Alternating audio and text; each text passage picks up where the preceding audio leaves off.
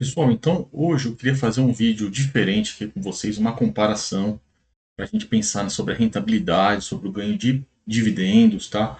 O que compensa mais, tentar olhar, fazer uma análise aí mais ampla, tá? Sem entrar em detalhes nenhum, mas aí tentar fazer também reflexões sobre o que compensou mais, tá? Não quer dizer que no futuro será igual, mas a tendência é ser semelhante, né, na próxima década aí, tá? Para a gente ver se a gente está no lugar certo. E eu quero apontar ah, alguns pontos realmente bem positivos dos fundos imobiliários.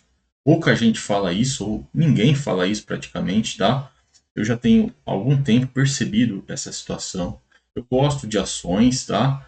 Ações, eu gosto de criptoativos e eu também tenho gostado muito de fundos imobiliários e cada vez mais eu vejo que custo-benefício ou risco-benefício, fundos imobiliários está muito forte, está em primeiro lugar, na minha opinião, realmente valendo muito a pena, principalmente se você quer ali investir com calma, ter ganhos superiores aí, sem correr riscos elevados, tá? Sem correr muitos riscos. Risco você corre, não tem jeito, tá? Até na renda fixa há riscos, e na renda variável, fundos imobiliários, há também riscos, só que os riscos são muito poucos comparado com o ganho, tá? No longo prazo, assim, se a gente vencer o IPCA com larga vantagem, sem imposto de renda, isso é muito bom, é praticamente imbatível, tá?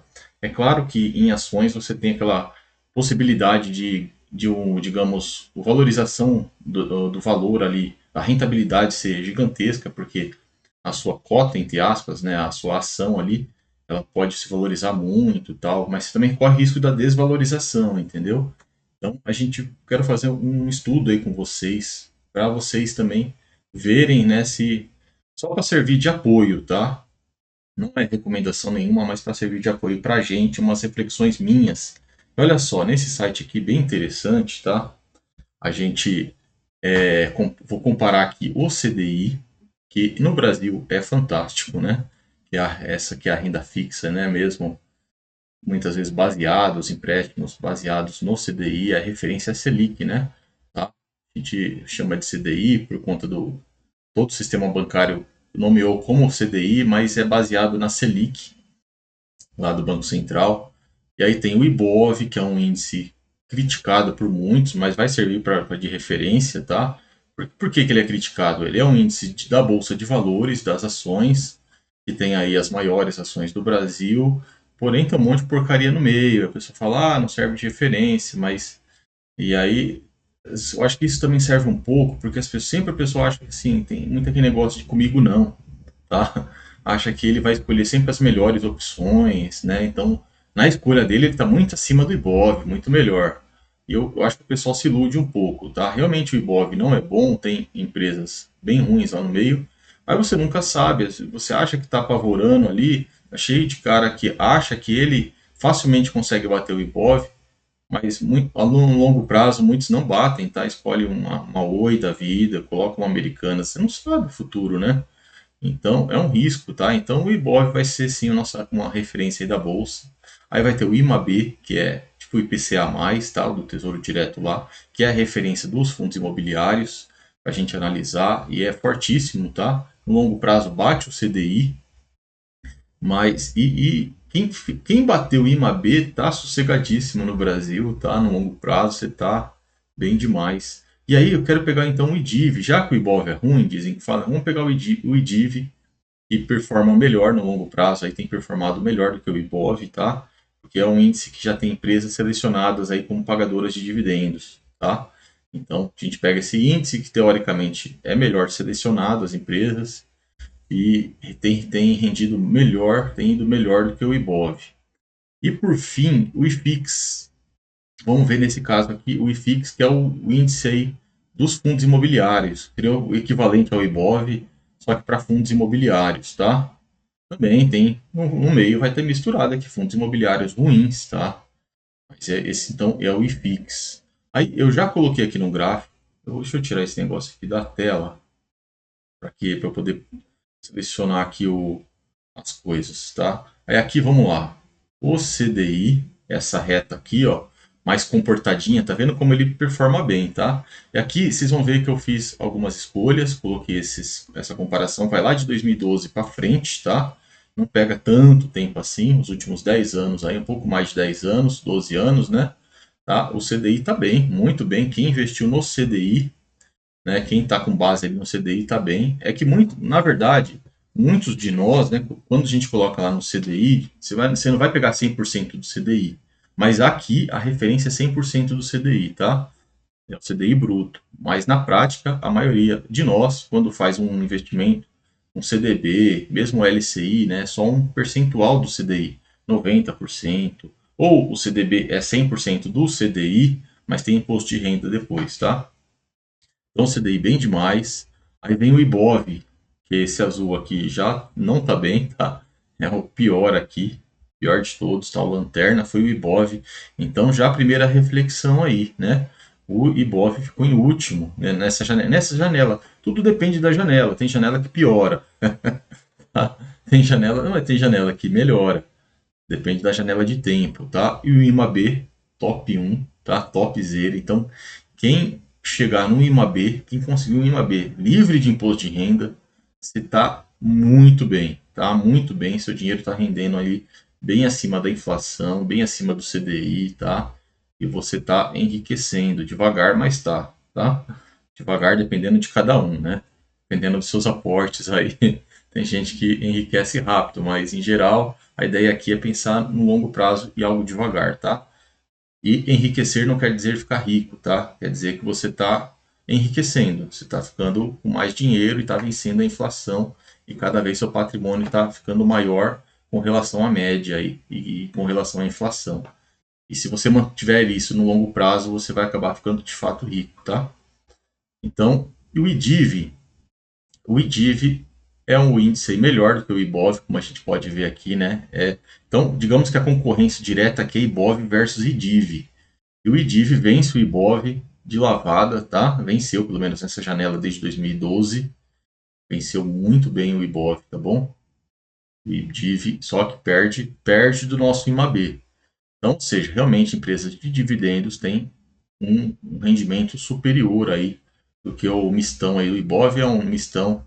Aí muita gente, porque tem empresa ruim. Tem empresa ruim no meio, né? O IDIV melhora. E o IFIX, mal também, tá? Desde o começo lá não tá muito bem não. Pelo menos pegando essa janela aqui, porque tem muitos fundos ruins no meio também, tá? Mas daí serve, é a nossa referência e tá mal. Pouquinho melhor do que o Ibov, mas os dois nessa janela aqui de tempo estão ruins. E aí qual que é a reflexão que eu faço aqui, tá? Então a gente vê que você que investe em fundos imobiliários, se você investir em um monte, você não estaria bem, tá? Você não estaria bem, assim como ações também, se você pegar um monte. Mas se você souber selecionar bem ações, você estará bem, tá? Aqui, por exemplo, o IDIV, ou até melhor, dependendo das ações. E o IFIX é a mesma coisa, olha só. Só o IMAB aqui você já vai estar bem. Então, isso é um ponto para a gente refletir. E aí, olha só esse gráfico aqui que eu vou mostrar para vocês, que saiu num relatório do HFOF, é um fundo que eu nem falei até hoje, tá? E isso aqui é bem interessante, tá? Deixem um like aí, não esqueçam de deixar o like, tá bom? Que hoje o vídeo é bem diferenciado aí, tá? Para a gente fazer uma reflexão se está valendo a pena. Esse aqui é o retorno contra a volatilidade, tá? Muito interessante isso daqui, porque quanto mais volátil, ou seja, mais para a esquerda, tá? Tá aqui, ó, a volatilidade, tá? Espera aí, deixa eu circular aqui. Vamos pegar, ó. Quanto mais para cá, aqui é muito volátil, aqui é pouco volátil, tá? Então, quanto maior a volatilidade, quanto mais nervoso o negócio é, aquele gráfico fica sacudindo, né? Quando a gente olha ele, quanto mais volátil pior tá? Por isso que é mais vermelhinho aqui. Mas ao mesmo tempo, o que você espera de um ativo volátil? Você espera que ele te dê bons retornos. Porque você está correndo muito risco. Tá? É o que você espera, mas se você está correndo risco, você pode tomar muito prejuízo. Se fosse garantido que a volatilidade é alta e você vai ter retornos altos, todo mundo ia investir em volatilidade alta, tá? E não é bem assim. Mas a pessoa espera, quando ela entra na volatilidade alta, ela espera um retorno alto. Só que não é bem isso que acontece. Tá vendo os imóveis aqui? Olha o Ibov aqui.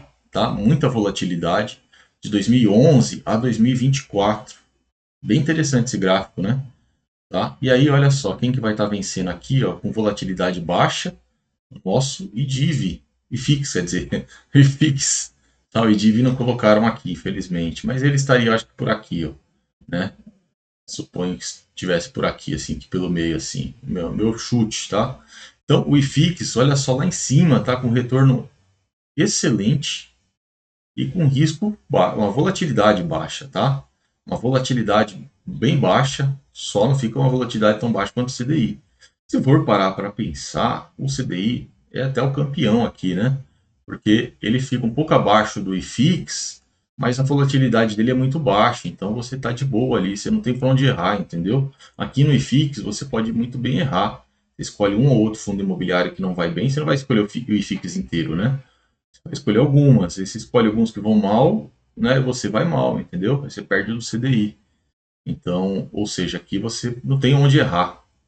Então, se for ver, realmente o vencedor aqui seria até o CDI, tá? Mas eu prefiro ficar aqui e escolher bons fundos imobiliários aí no meio do IFIX e ficar com uma volatilidade baixa. Então, aí a gente vê que ele, então, na minha visão mais pessoal, né? Pessoal, eu fico com o IFIX aí muito bem, tá?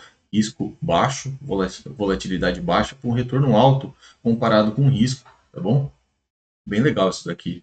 Saiu no relatório do HFOF. E aqui eles até mostram, tá? Mas ali mostra só um ano. Então, olha só, agora vamos entrar mais em detalhes, tá? Vamos fazer um pente fino aqui.